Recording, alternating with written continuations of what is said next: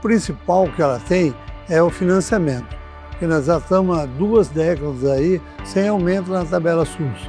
Muitos falam, mas não vai aumentar, mas a tabela SUS está defasada e a gente recebe por ela. Aqui em São Paulo, graças a Deus, ainda a gente está numa situação melhor, que tem a tabela SUS paulista, que ela paga talvez 3, 4, 5 vezes mais. E isso ajuda bastante. Essa dependência só do SUS, a maioria das Santas Casas estava falida. Porque eles reconhecem o trabalho, né?